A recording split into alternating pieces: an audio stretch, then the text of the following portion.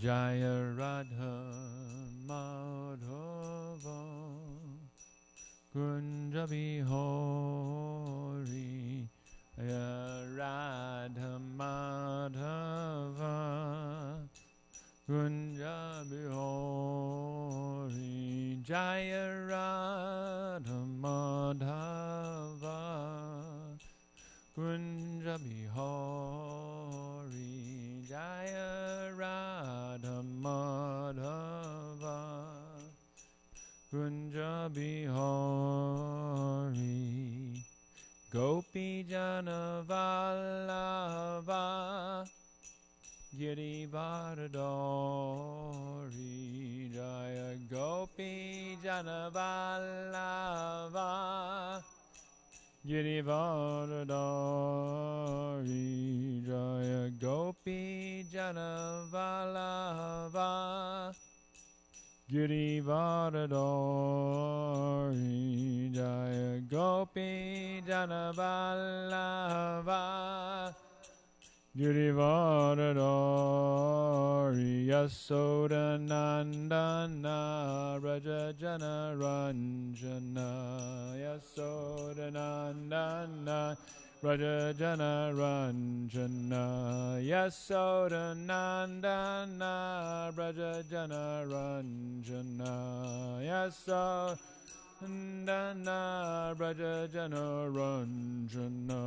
Yamuna Tira Vanachari Yamuna Tira Vanachari Yamuna Tira Vanachari Yamuna Tira Vanachari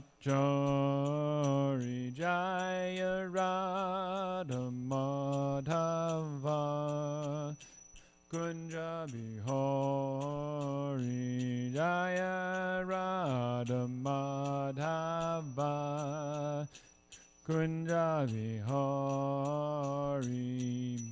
Gopi Jana Vallabha Girivardhari Jaya Gopi Jana Vallabha Girivardhari Jaya Gopi Jana Vallabha Girivardhari Jaya Gopi Jana Vallabha Girivardhari Yasoda Nandana Raja Jana Ranjana Yasoda Nandana Raja Jana Ranjana Yasoda Nandana Raja Jana Ranjana Yasoda Nandana Raja Jana Ranjana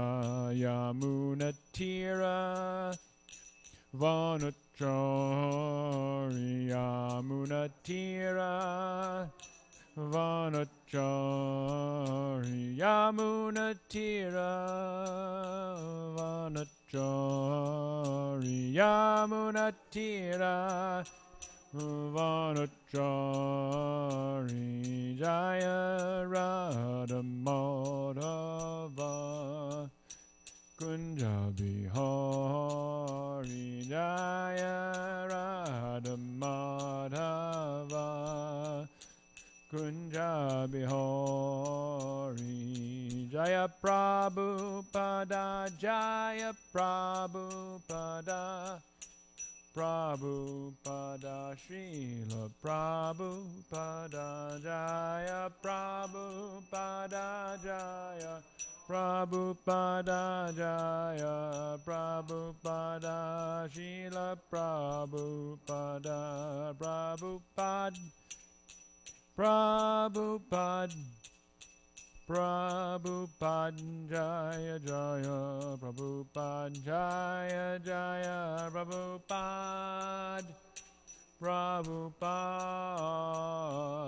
Prabhupada Jaya Jaya Prabhupada Jaya Om Vishnupad Paramahansa Parikacharya Satara Sada Shishiman Divine Grace A.C. Bhaktivedanta Swami Srila Prabhupada ki jai. ISKCON founder Acharya Srila Prabhupada ki jai. Anantakoti Vaishnavinda ki jai. Namacharya Srila Haridas Thakur ki jai. Prem Sikho Shri Krishna Chaitanya Prabhu Nityananda Shri Dvaita Gadadhar Shivasati Gaur Bhaktivinda ki jai. Jai Radha Krishna Gopa Gopanath Shai Mukunda Radha Kunda Giva Gaurana ki jai. Vrindavan Dham ki jai. Maya Pranavadip Dham ki jai. Jagannath Puri Dham ki jai. Grantaraj Srimad Bhagavatam ki jai. Srila Prabhupada ki jai. Gaur Premanandi. All glories of some devotees. All glories of some devotees. All glories of some devotees. All glories of Shishi Guru and Garanga.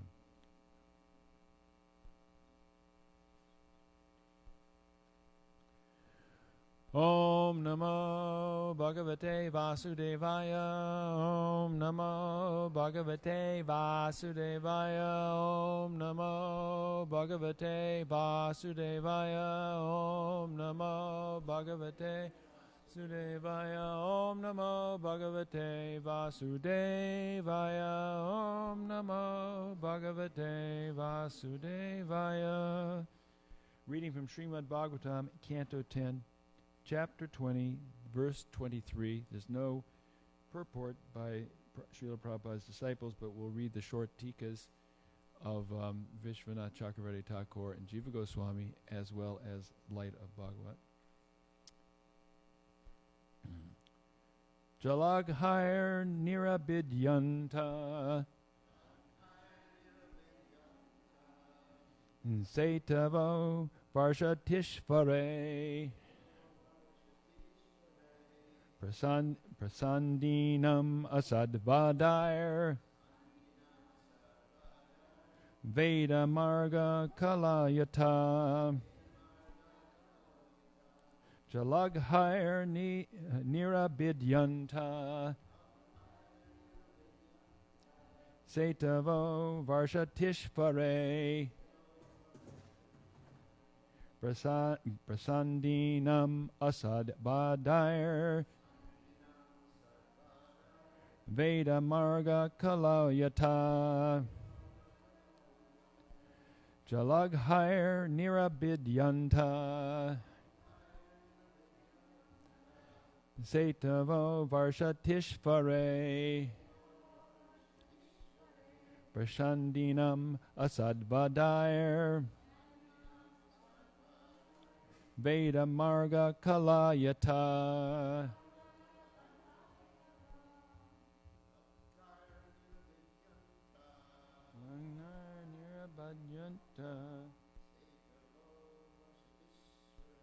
Saitavo Varshatishvare Shandinam asadvadair Veda marga kalayata Jalaghair nirabidyanta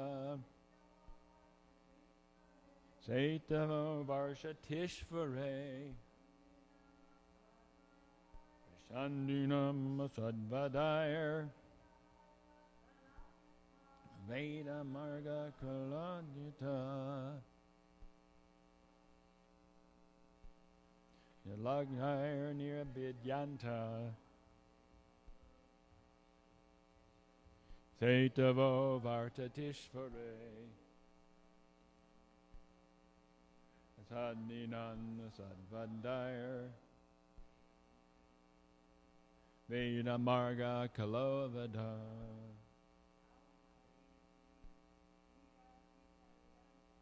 Jalaghair nirabidyanta Saitavo Varshatishvare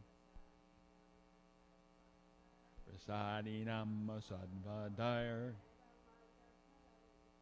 Veda marga kalayata Jala Oghai by the floodwater Nirabidyanta became broken Sevataha the dikes Varshati when he is showering rain. Ishvare, Lord Indra.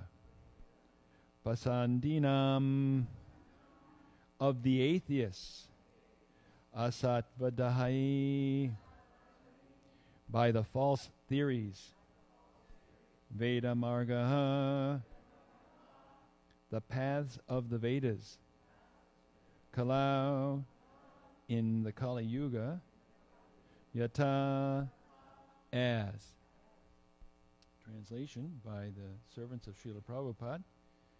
When Indra sent forth his rains, the floodwaters broke through the irrigation dikes in the agricultural fields, just as in the Kali Yuga, the atheists' false theories break down the boundaries of Vedic injunctions. Please repeat. When Indra sent forth his rains, the floodwaters broke through the irrigation dikes in the agricultural fields. Just as in the Kali Yuga, the atheists' false theories break down the boundaries of Vedic injunctions. And the tikas by Srila Vishwanath Chakravarti Thakur and Jiva Goswami, rather short. First, Vishwanath Chakravarti Thakur says, Indra, thinking himself the Lord, pours down excessive rain and causes disturbance, as by the influence of Kali, the materialists destroy Dharma.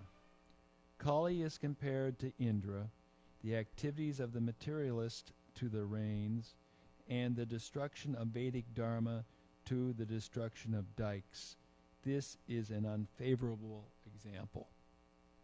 And Jiva Goswami speaks even a shorter tika.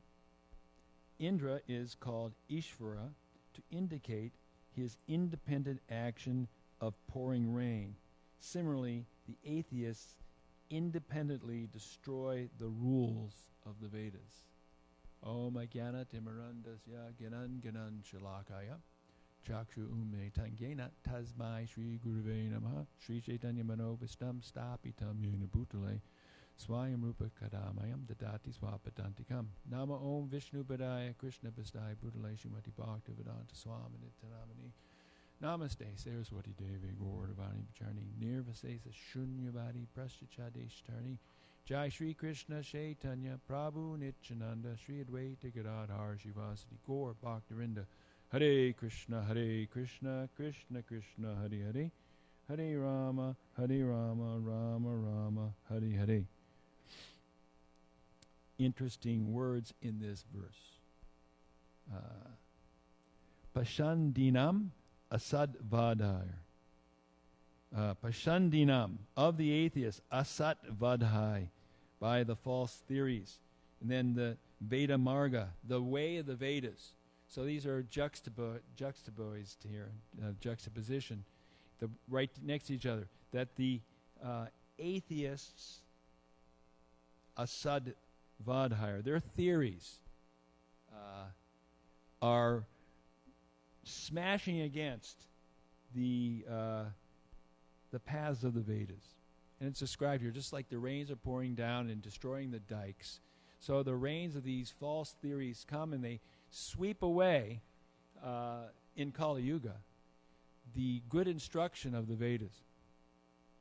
And this we can see from the way things develop, from the so many theories and so many ideas and so many different ways of life put forth with no basis on anything stated in the Vedas and only causing difficulty. So we will read now from Srila Prabhupada's Light of the Bhagavat, because he is very much amplifying this point in the Light of the Bhagavat. This is Light of the Bhagavat, verse 20, which corresponds to verse 23 in the Bhagavatam. Fierce torrents of rain break over the strands and the partition walls of the paddy field. These disturbances resemble those created by the seasonal opponents of the standard principles of the Vedas, who are influenced by the age of Kali. Very, very descriptive here. The seasonal opponents, as if they think they're very important, but they're very much just like a seasonal event. They oppose the standard principles of the Vedas, which are the guide books and the authorized instructions. You know, like we get a product and it has a authorized instruction book, and if we use it according to the instruction book, it works. And if we simply, sometimes they have big, when you're opening something, read the instructions before you do this, because if you don't do it, you're going to screw it up. So this is what happens in the world today. No one's reading the instruction book. Or even worse, they're making up their own false instruction books. So, Prabhupada's purport in the light of the Bhagavad. Originally, the path of self-realization was established by the standard direction of the Vedas. Srila Vyasadeva divided the original Veda into 4 divisions, namely Sama, Atharva, Rig, and Yajur. Then he divided the same Vedas into 18 Puranas, supplements, and the Mahabharata. And then again, the same author summarized them in the Vedanta Sutras. So he's got a great systematic way of presenting this knowledge. And here's the first time Prabhupada mentions what is the purpose of the Vedas. The purpose of all these Vedic literatures is to realize oneself to be a spiritual being, 1, eternally related with the Supreme Personality of Godhead, 2, the all-attractive form of Sri Krishna, 1 and 2. I am a spiritual being, eternally related with the Supreme Personality of Godhead. This is the essence of what the Vedas are teaching. But all these different Vedic literatures were systematically distorted by the onslaught of the age of Kali, as the walls of the paddy field, rice field, and the strand of water are distorted by the onslaught of heavy rains. So this is the systematic presentation, but here comes Kali Yuga, like a huge rainstorm, very much disturbing the nicely planted field and the rivers around it. The attacks of distortion are offered by atheistic philosophers who are concerned only with eating, drinking, being merry, and enjoying. These atheists are all against the revealed scriptures because such persons are intimately attached to sense pleasures and gross materialism. Okay, so you have the Vedas teaching that we are eternal spiritual beings with a relationship to the Supreme Lord.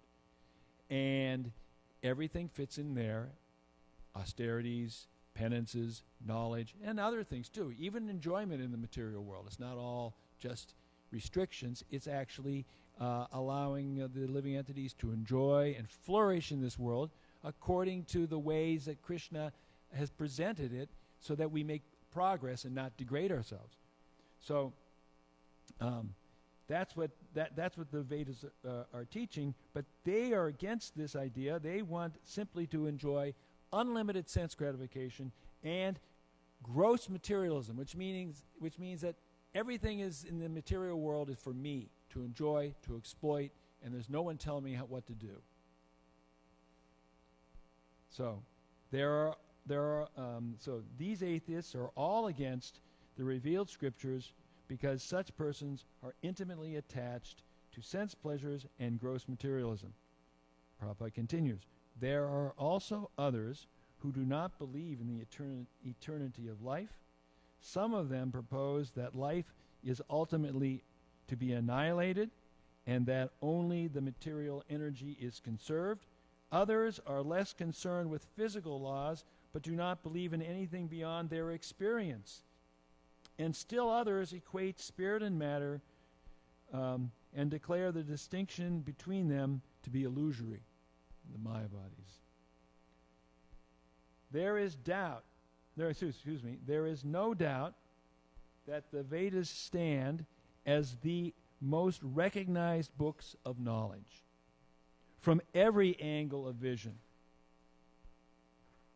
But over the course of time, the Vedic path has been attacked by philosophers like Charvak, Buddha, Arhat, Kapila, Patanjali, Shankar, Vyakarna, Jaimini, the Nyayakas, the Vaisheshikas, the Sagunist, the empiricists, the Pashupata Shaivas, the Saguna Shaivas, the Brahmas, the Aryas, and many others. The list of non-Vedic speculators grows daily without restriction. The path of the Vedas does not accord with any principle devoid, and here's another, Prabhupada's going to make another point here very strong about what we need to know the Vedas are teaching. The path of the Vedas does not accord with any principle which is devoid of an eternal relationship with God, attainment of His devotional service, and culmination in transcendental love for Him. So the Vedas teach us that we have an eternal relationship with God, we attain it by devotional service, and it culminates in pure love of God. And that's it. That is the purpose of human life. Yes, Sambandha, Abhideya, and Prayojana. Sambandha, that knowledge which connects us to the Supreme Lord. Abhideya, the process. And Prayojana, the goal of pure love. Now, we've got all these other religious principles and philosophies out there, and Prabhupada lists a whole bunch of people. But let's just boil it down to three general ones. One, those who are materialists, who believe we would call them karmis. We're not even karmis means a person acting according to the rules, but persons who think this world's to enjoy. I'm going to have a good time. I'm going to be, pleasure is here. And there are religions which teach about this. Modern religion, modern Christianity, New Age religions, they teach you can be rich, pray to God for things, you can get powers. You just imagine it, it'll happen to you. And what is it going to be? It's going to be whatever you want. Do you want a new car? There's even one path of so-called spirituality where you chant a mantra, and that mantra is supposed to give you everything you want in life. Materialist. So that's what they think. So there's that group. What's their vision of eternity? To simply go someplace where they can enjoy forever and ever and ever. My godbrother, Ravindra Sarup Prabhu, said as a child, they would go to church, and as a child, he had a vision that heaven was like a big suburban neighborhood where everybody was in their backyard having a barbecue on Saturday afternoon, and Jesus would come to different barbecues one after another. This would be heaven. He would just join in, come over. This is so mundane. It's all based upon the body and enjoying. Another group, generally speaking, we call them, Prabhupada came to fight against the Nirvishesha Shunyavadi, the voidists and impersonalists. They can be divided into the Buddhists, which are void, and the impersonalists, the Shankarites, which believe there is something, but it's zero. God has no form, no qualities. He really doesn't exist. We are God.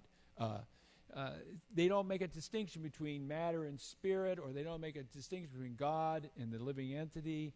And they think that the energy is flowing everywhere. They become one with it. And they simply, Prabhupada would describe that they're so frustrated by trying to enjoy this material world. I've tried to become the most beautiful, the most powerful. He said that when one is even satisfied with being president, he wants to become God. Because at least if you're God, you can't get better than that. And so everybody's God. In fact, some time ago, Johnny and I we saw this video, and it was these Mayavadis speaking, and they actually came out and said, "Here's the secret: you are God." And we went, "Oh my!" I said, "Oh my God!" I didn't think it would say it that bluntly, but they did. And then there's another group, which are the modern scientists, and they say, "Don't even worry. There's nothing there. You just live and then you die." It's just like, you're a biological epiphenomena. In other words, this universe came from somewhere, some kind of a big bang, some sort of quick expansion of energy, matter, and that some of this matter, somehow or other, conformed in such a way that life was formed and consciousness was formed. It's just an accident, and after it's all over for you, it's over for you, and after it's all over for the universe, it's over for it. It just happens. In fact, on YouTube recently, I saw a quantum physicist speculating about the length of the universe, what's going to happen with it. And it was so grim, because basically he said, they've got their beginning like 14 billion years ago, and then now we're 14 billion years in, and it's going to go on for trillions of years from here.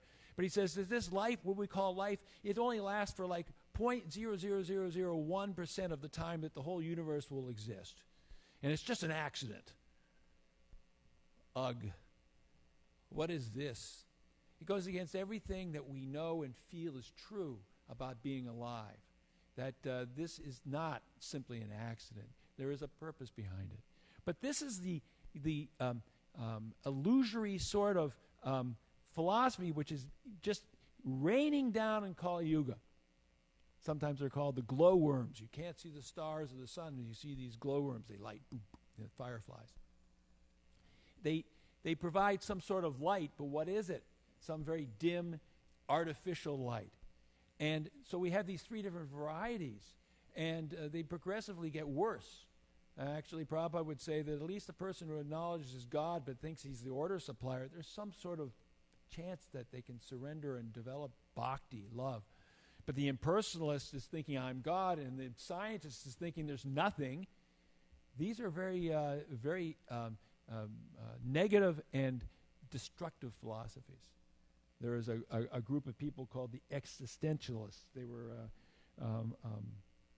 two greatest philosophers were Jean-Paul Sartre and Albert Camus.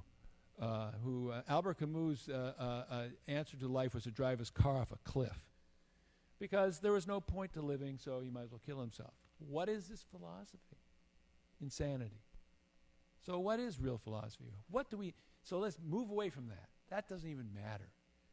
We need to find an answer. And one of the places we can always find answers is Bhagavad Gita. And in Bhagavad Gita, we see in the 15th chapter a description of the material world and how we can deal with this material world in a progressive, positive way. It's actually the first four verses of this chapter. The third and fourth verse are combined as one verse, so it looks like three verses. I'll read through the English of the verses, and then I'll touch on parts of Prabhupada's purport. Here Krishna gives a vivid description of what the material world is, and also prescription for how one can become freed from being trapped in this material world. And then Prabhupada will give us even more enlightenment. So, beginning with the first verse of the 15th chapter. The Supreme Personality of Godhead said, "It is said that there is an imperishable banyan tree that has its roots upwards and its branches down, and whose leaves are the Vedic hymns. One who knows this tree is the knower of the Vedas. The branches of this tree extend downward and upward, nourished by the three modes of material nature. The twigs are the objects of the senses. This tree also has its roots going down, and these are bound to the fruit of actions of human society. The real form of this tree cannot be perceived in this world, No one can understand where it ends, where it begins, or where its foundation is. But with determination, one must cut down this strongly rooted tree with the weapon of detachment. Thereafter, one must seek that place from which, having gone, one never returns, and there surrender to that supreme personality of Godhead, from whom everything began and from whom everything has extended since time immemorial. So this is describing the banyan tree of the material world. And Prabhupada speaks I'm reading part of the purport to the first verse. The entanglement of this material world is compared here to a banyan tree. Anyone ever seen a banyan tree? You've been in some place like Florida, Hawaii, or India, and you realize banyan trees are really remarkable. They can get very big. They have one central root, but they start sending down trunks everywhere. So you get your central trunk, and you get the leaves, and then you get these sub-trunks off the branches. So you walk in, it's almost like it can cover acres. In fact, in Navadvip, there's a banyan tree with a Shiva temple in it. and it's an amazing, thing. You get this huge tree, and then you get this temple inside of it. They're remarkable, and they're you cannot at one point or another you can't even tell where it began.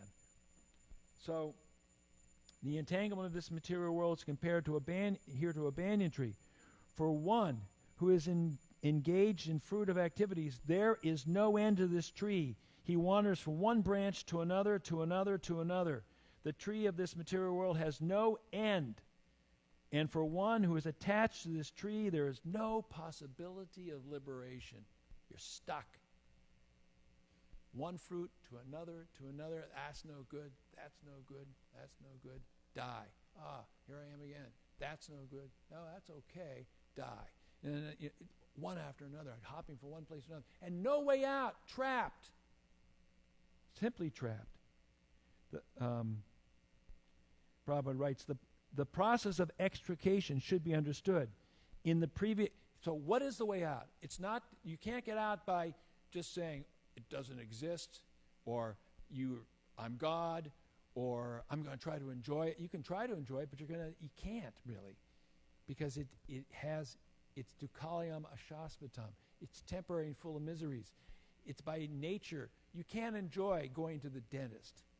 I mean, as much as you can get, some Novocaine or some laughing gas, it's still the dentist.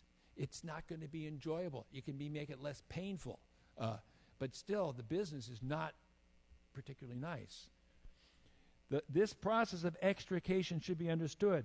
In the previous chapters, it has been explained that there are many processes by which to get out of the material entanglement.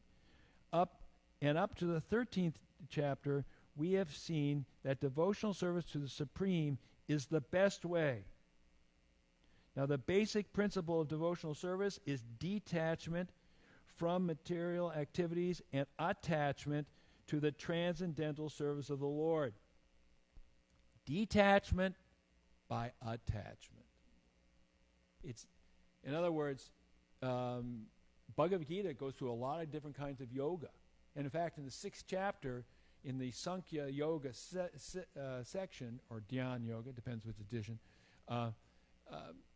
Krishna explains to Arjuna the process of mechanical, intellectual yoga.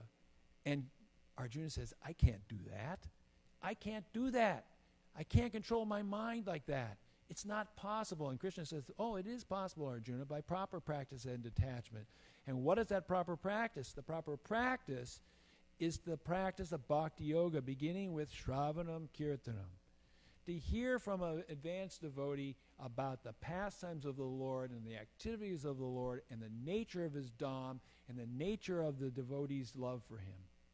And then chanting, preaching, and also chanting Hare Krishna, Krishna Krishna, Hare Hare, Hare Ram, Ram Ram, Hare Hare, in kirtan, in japa, making our life filled with the Maha Mantra.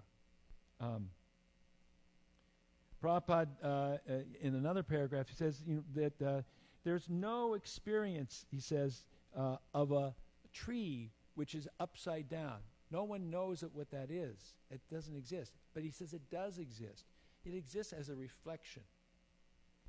Sometime, if you haven't, go walk over at Airmount in Poets Walk, and there's a nice pond there. And on a day when there's no wind, it's very, very reflective. And there's all these trees all the way around it. And those trees are going up, but in the pond, it's the other way around. So that you have the trees with the roots up and the branches down. So in the spiritual world, you have the actual existence, which is the tree growing up, ultimately ending in the highest affairs of Krishna and Radha and the gopis. And in the material world, you have it the other way around. The branches the tree starts and upside down and goes down. And the lowest things are these kind of affairs in the world where people have they're just running around and having fun at clubs with different boys and girls and whatever. That's bad in the material world. In the spiritual world, it's rasa and love. And in the material world, it's lust and chaos and degradation. So, and in the material world, we could describe it as the world of negative numbers. And negative numbers, they extend forever. -1, -2, negative a billion. And dividing the negative numbers from the positive numbers, 1, 2, 3, 108 and up, is 0. 0. That's what the Mayavadis want. They want to make it 0. They know that all these negative numbers, that's bad. But they got no idea anything beyond the 0, which is the place in between. Prabhupada would say, to make it 0. He would give the example that a man is in the hospital and he's very sick, and every time he eats, he gets sick. But he has to eat, but every time he eats, he gets sick, so he's thinking, I don't want to ever eat again. Make it 0. But he doesn't realize that when you're healthy, eating is a source of strength and pleasure, and it's a good thing. It's natural. Not eating is not natural. To make it 0 is not natural. But that's all they know, 0. In the original Bhagavad Gita, there is a picture of this banyan tree and then the tree in the spiritual world, and it's separated by the word desire at the 0 point. So that desire is that if we desire to enjoy the material world, our life ourselves, it's down, down, down. And if it's desire to serve Krishna, we go up. So we have to change our desire. That's the process. Without changing the desire, we can never be happy. So Prabhupada goes on to speak some more purport here in the third and fourth verses. He says, now it is clearly stated that the real form of this banyan tree cannot be understood in this material world. Since the root is upwards, the extension of the real tree is at the other end. When entangled with the material expansions of the tree, one cannot see how far the tree extends, nor can one see the beginning of this tree. Yet one has to find out the cause. The word and how to find out the cause. Prabhupada says the word asanga is very important in this connection because the attachment the word asanga is very important. That means ending our sangha or pulling away from. The word asanga is very important in this connection because the attachment for sense enjoyment and lording it over material nature is very strong. We really like it in the material world because we're conditioned. It's very strong. It's like a drug addict. He knows the drugs aren't good, but he has to have them because they make him feel good. And then he can't get away from them because he's attached to them. Therefore, one must learn detachment. How? By discussion of spiritual science based on authoritative scriptures, and one must hear from persons who are actually in knowledge. As a result of such discussion in the association of devotees, one comes to the Supreme Personality of Godhead. So one becomes attached to Krishna and gives up one's attachment to this material world. Therefore, one becomes detached.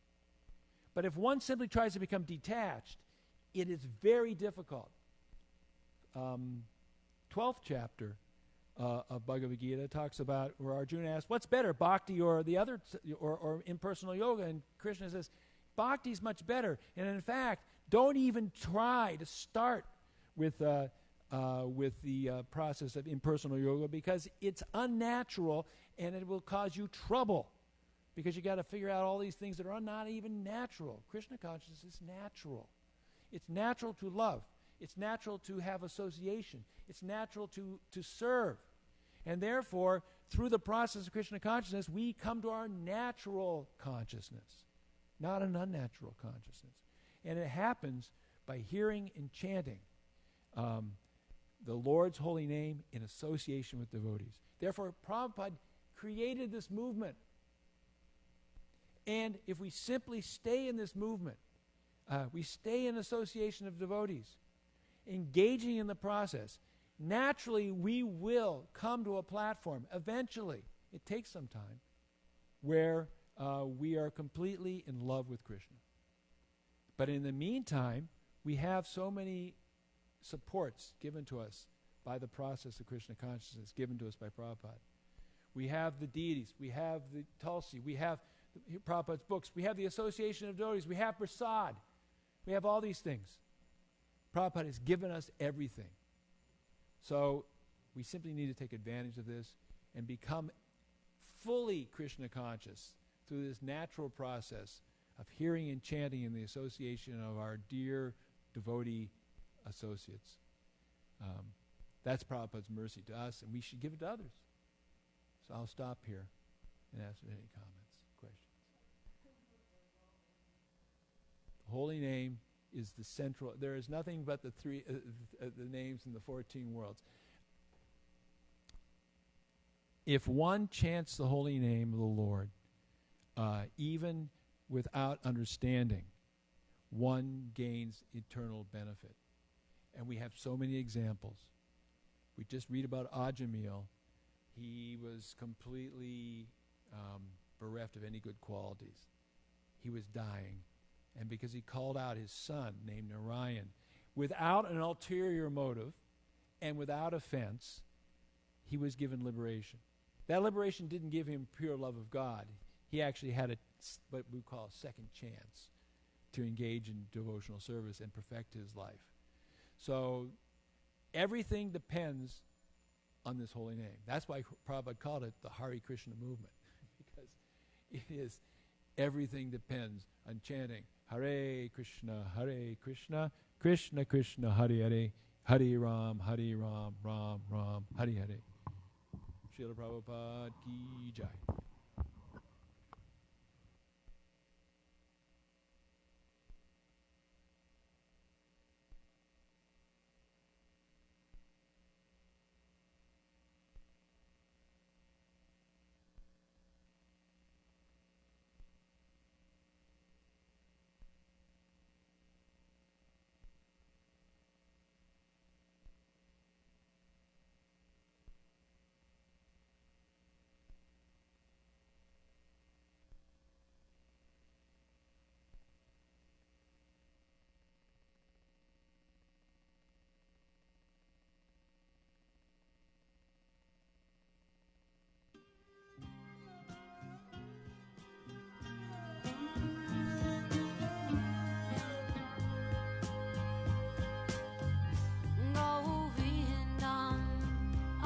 Purusha